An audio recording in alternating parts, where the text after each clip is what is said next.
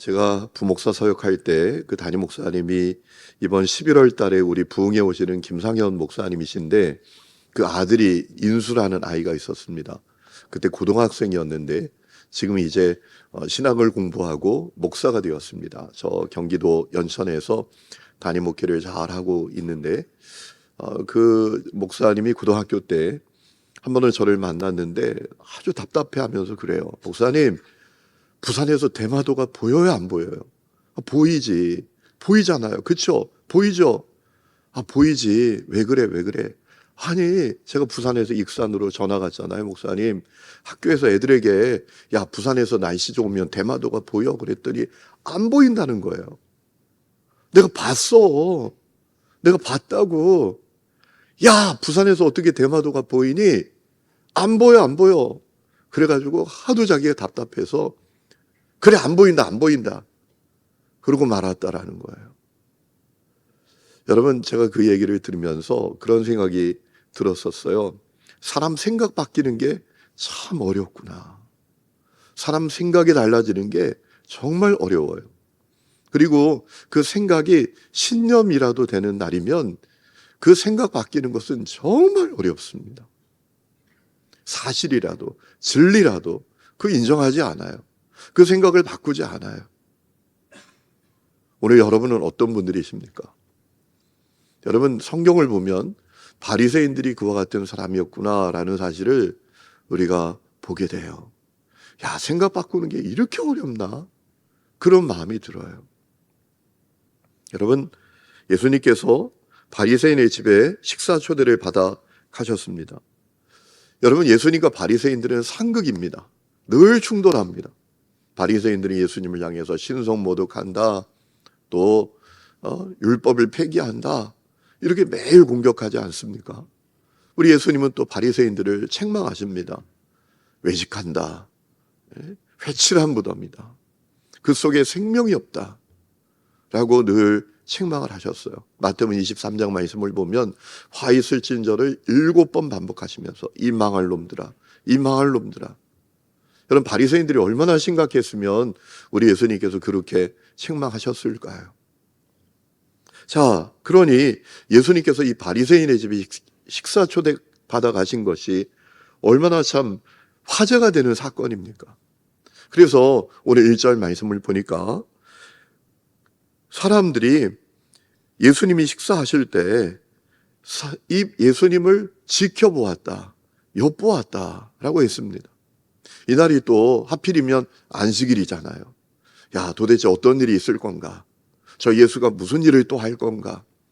그러면서 예수님을 다 엿봤다, 지켜보았다라는 겁니다. 마침 예수님이 식사를 하시는데 그 앞에 수종병 걸린 사람이 있습니다.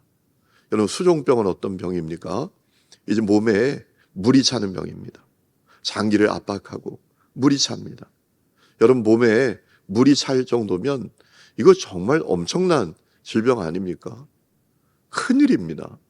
이 사람은 정상적인 생활이 불가능한 사람이에요. 이런 생각을 해봅니다. 아니, 왜 이 수종병 든 사람이 예수님 앞에 앉아 있을까?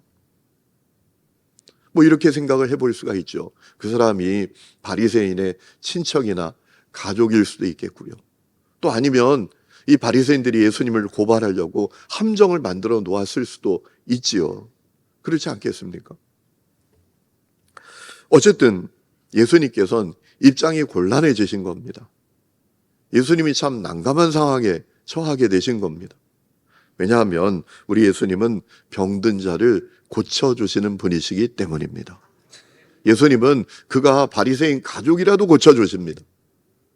예수님은 그가 바리새인들을 자기를 고발하고 죽이려고 갖다 놓은 함정이라고 할지라도 우리 예수님은 그를 고쳐주십니다. 여러분, 우리 예수님은 병든 자를 외면하지 아니하십니다. 불쌍히 여기십니다. 고쳐주십니다. 우리 예수님의 사역이 어떤 것입니까? 말씀을 가르쳐 주시고 천국 복음을 전파하시고 모든 병과 약한 것을 고치시는 사역이 우리 예수님의 사역이었어요.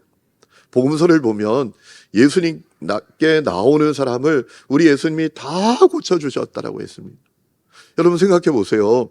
예수님께 나오는 사람도 고쳐주시는데 예수님 앞에 있는 사람을 예수님이 고쳐주시지 않겠습니까? 아니, 나오는 사람도 고쳐주시는데 바로 앞에 앉아있는 사람을 우리 예수님이 안 고쳐주시겠습니까? 고쳐주시죠. 여러분, 예수님이 이 수종병 걸린 사람 고쳐주시기로 마음을 먹으셨습니다. 그리고 그렇게 할 때 바리새인들이 예수님 안식일 어겼다고 고발하고 도전하고 공격하고 정죄할 것을 예상하셨습니다. 그래서 우리 예수님께서 선수를 치십니다. 그들에게 질문을 하나 하십니다. 여러분 3절에 뭐라고 말씀하시죠? 안식일에 병 고쳐주는 것이 합당하냐 아니하냐. 여러분, 예수님의 질문은 바리새인들이 지키는 율법을 염두에 두고 하신 질문이었습니다. 바리새인들이 지키는 율법의 규정집, 미슈나라는 그 규정집이 있는데 거기 그런 내용이 있습니다. 안식일이라고 할지라도 가축이 구덩이에 빠졌다면 그 가축을 건져낼 수 있다라는 규정이 있습니다. 그러니 여러분, 수종병 걸린 사람을 고쳐주는 것은 아무 문제 아닙니다. 왜냐하면 안식일이라고 할지라도 가축도 건져내는데 병들어 지금 죽어가는 사람을 고치는 것, 이건 전혀 문제가 안 되는 것 아니겠습니까? 그러니까 우리 예수님께서 이 바리새인들의 공격을 먼저 차단하시고자 하신 거예요. 여러분, 예수님의 질문 앞에 바리새인들이 아무 대답도 못합니다. 저는 그런 상상을 해보았습니다. 이 바리새인들의 말문이 막힌 걸까? 아니면 그들이 스스로 말문을 막은 걸까? 예수님이 안식일에 병 고치는 것이 합당하냐 합당하지 않냐 이렇게 질문할 때 그들이 대답하지 않았습니다. 예수님의 질문이 정말 너무나 누구나 그거 고칠 수 있지, 문제 안 되지 라고 생각했기 때문에 그들이 말문이 막혔을까? 아니면 그저 말문을 막았을까? 말문을 막았을 것 같아요. 여러분, 그들의 목적은 오직 하나입니다. 예수님이 어떤 일을 하나 보자. 예수님이 이 안식일에 병이라도 고치기만 해봐라. 여러분, 이런 의도를 갖고 있습니다. 그러니까 스스로 말문을 막았을 거예요. 아무 대답도 안 했을 거죠. 그냥 우리는 너 질문에 관심 없어. 네가 하는 일을 볼 거야. 너 안식을 어기는지 어기지 않는지 우리는 그것만 볼 거야. 아마 그런 마음이 아니었을까라는 마음을 갖습니다. 여러분, 예수님은 그들의 답변에 상관하지 아니하십니다. 그리고 수정병 든 사람을 데려다가 오늘 말씀해 보니까 고쳐주셨다라고 했습니다. 그리고 그가 깨끗이 낫게 되었습니다. 그리고 그를 집으로 돌려보내셨다라고 했어요. 이제 그에게 정상적인 생활이 시작이 되었다라는 것이죠. 여러분, 우리 예수님이 어떻게 그를 고치셨는지 누가는 우리에게 설명해 주지 않아요. 뭐 안수를 하셨는지, 말씀을 하셨는지, 선포하셨는지, 어떻게 했는지는 이 누가가 의사임에도 불구하고 우리에게 이야기하지 않아요. 그래서 고쳐주셨다. 그리고 그를 집으로 돌려보내셨다. 여러분, 그가 돌아간 다음에 예수님께서 당신을 지켜보던 사람들에게 다시 말씀을 이어가십니다. 오늘 5절에 보니까 이렇게 말씀하십니다. 너희 가운데서 누가 아들이나 소가 우물에 빠지면 안식일에라도 당장 끌어내지 않겠느냐라고 했습니다. 여러분, 이 말씀의 의미가 무엇입니까? 안식일 제대로 지켜야지. 안식일 지키는 게 중요하냐? 안식일에 정신을 잃지 말아야지. 안식일이 어떤 날이냐? 살리는 날 아니냐? 생명력으로 충만해지는 날 아니냐? 무너진 자 일으키고 상한 자 싸매고 일으키는 나라 아니냐? 그렇게 안식일을 지켜야지. 어떻게 그렇게 몸이 건조하게 딱딱하고 마음의 정죄와 또 공격으로 가득한 무서운 종교인으로 살아가냐? 너희들이 바리새인 너희들이 안식일의 주인이냐? 하나님이 주인이시지. 그러니 안식일에 정신을 잃지 말아야지 라고 말씀하신 것 같습니다.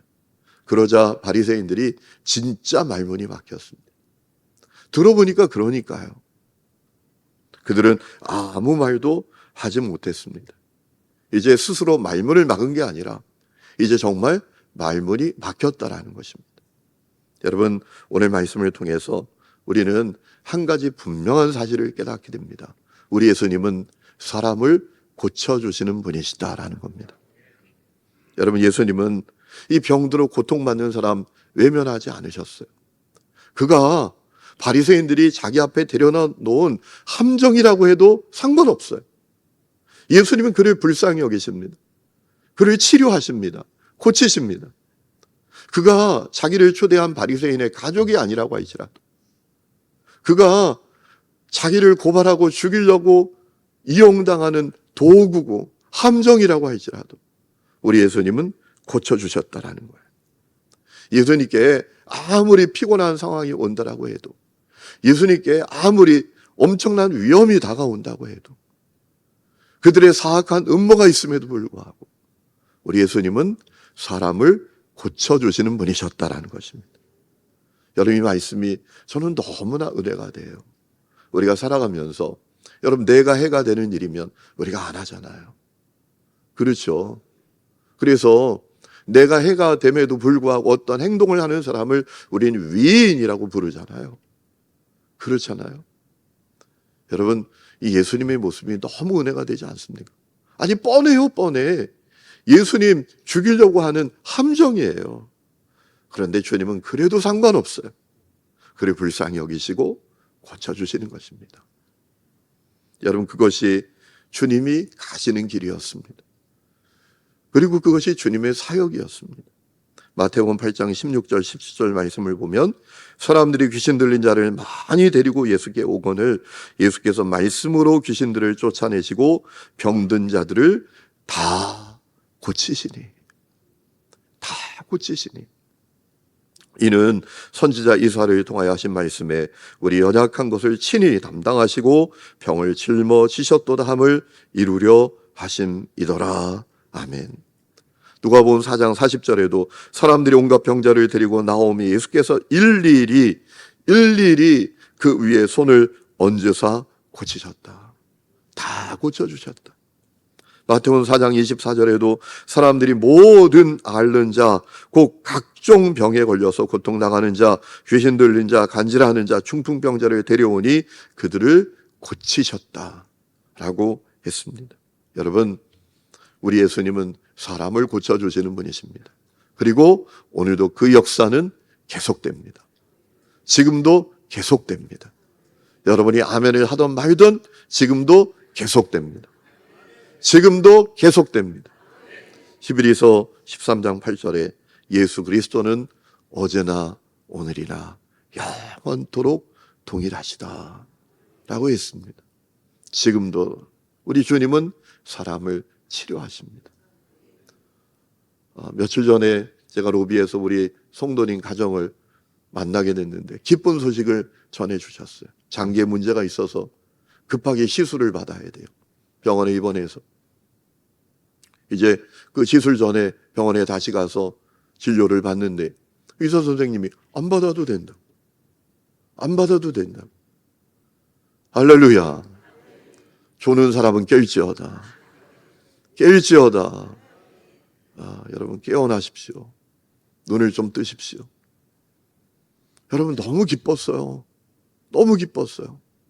아니 어떻게 며칠 만에 그런 일이 일어나냐고요. 이거 급하게 이거 빨리 조치해야 합니다. 조치하려고 했더니 안 해도 돼요. 다 좋아졌어요. 깨끗해졌어요. 할렐루야. 오늘도 주님은 우리를 치료하십니다. 오늘 이 새벽에 주님께서 여러분을 치유하십니다. 약한 것을 강하게 하십니다. 염증을 사라지게 하십니다. 통증의 근원을 사라지게 하십니다. 여러분 가운데 어떤 분들이 이런 마음 갖고 있는 분들이 있어요. 여러분이 아멘을 분명하게 하지 못하는 이유를 제가 알지요. 다른 사람에게 다 돼도 나에게는 안 돼. 나에게 그런 역사 없어. 야, 치유 역사가 성경에 있지. 오늘 어떻게 일어나니? 여러분 말은 못하지만 그 마음 한 언저리에 그런 마음으로 꽉 차 있어요. 여러분 믿음이 없이는 하나님을 기쁘시게 하지 못하나니 하나님께 나아가는 자는 하나님이 반드시 계신 것과 하나님을 찾는 자들에게 상 주시는 이심을 믿어야 할지니라 라고 했습니다. 여러분, 우리가 믿음 없이 뭘 할 수 있습니까? 여러분, 믿음 없이 왜 교회 다니십니까? 그냥 종교 하나 가지면 좋으니까 그냥 교회 다니시는 겁니까? 그래도 교회 안 다니는 것보다 나으니까 이러고 다니는 겁니까? 여러분, 오늘 이 새벽에 여러분이 믿음이 있기를 주의 이름으로 축원합니다. 우리 예수님 정말 좋은 분이십니다. 여러분 생각해 보세요. 아니, 이 사람 고쳐주면 위기가 찾아와요. 문제가 찾아와요. 함정임이 분명해요. 그래도 상관없어요, 예수님은. 그가 바리새인의 가족이라도 상관없고 그가 함정이라도 상관없어요. 우리 예수님은 고쳐주시는 분이십니다. 그렇게 오늘도 우리를 고치십니다. 오늘 여러분에게 주님께서 행하시는 치유의 역사가 있기를 축원합니다. 기도하십시오. 포기하지 마십시오. 믿음으로 주께 부르짖으십시오. 그때 주님 행하시는 치유의 놀라운 역사가 여러분의 삶 가운데 있기를 주의 이름으로 축원합니다.